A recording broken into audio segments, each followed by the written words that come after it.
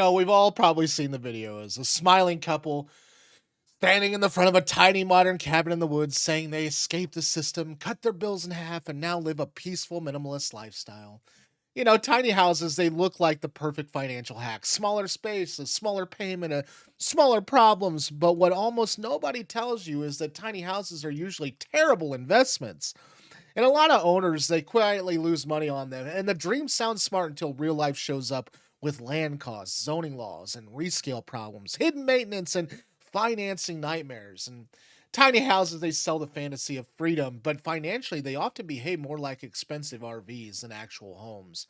And the first reason tiny houses lose money is because most of them depreciate instead of appreciating. Traditional homes usually gain value over time because the land underneath them becomes more valuable. Tiny houses are different because many are built on trailers, meaning legally they are treated more like vehicles than real estate. Vehicles lose value almost immediately, and that cute custom tiny house you spent $100,000 might only sell for 60 or 70,000 a few years later. Meanwhile, a regular house in a decent neighborhood may have increased in value during the same time. And a lot of people assume tiny houses follow normal housing market rules, but many don't. They follow RV market rules. And that changes everything. Another huge problem is land.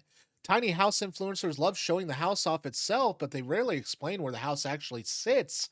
Buying land is expensive. Renting land creates uncertainty, and parking a tiny house legally in way harder than most people expect because zoning laws in many cities and counties either heavily restrict them or ban them completely.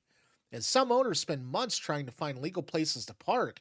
Others end up paying RV parks fees that slowly destroy the money they've thought they were saving to begin with.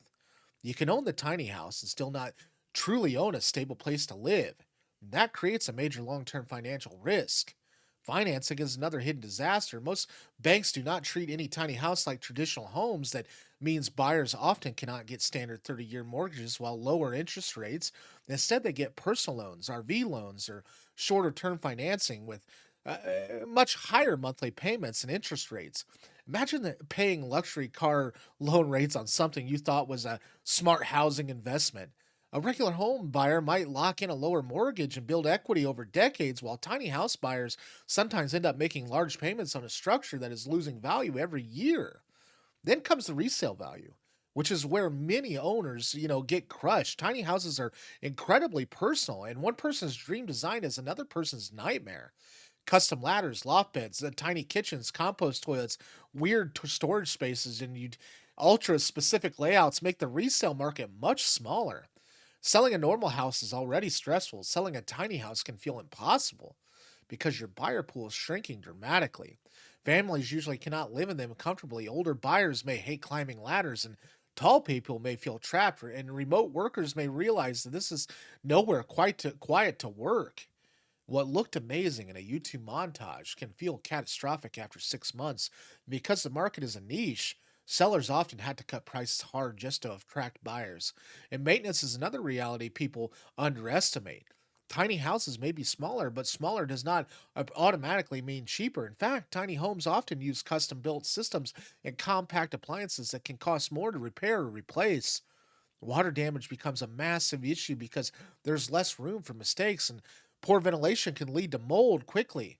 Heating and cooling can become inefficient depending on insulation quality. And because many tiny houses are built by independent builders instead of major construction companies, quality can vary widely. And some are beautifully made, while others are basically overpriced do it yourself projects with hidden problems waiting to appear. Insurance can also be confusing and expensive because insurers are often unsure how to classify them. Tiny houses owners also underestimate lifestyle burnout. Minimalism sounds exciting online, but living in under 300 square feet full time can become mentally exhausting. Couples start fighting because there's nowhere to escape. Families outgrow the space, and hobbies disappear because there's no storage. Guests become awkward, and everyday tasks like cooking, cleaning, and showering require more planning than people expect. And a lot of owners, especially, realize they do not actually want to live tiny forever. They just like the fantasy of simplicity.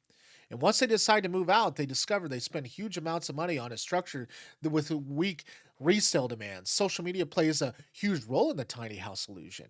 But most tiny house content is optimized for aesthetics, not financial reality. You see the cinematic shots of forests, coffee mugs, and oh, here's my coffee mug. Woo.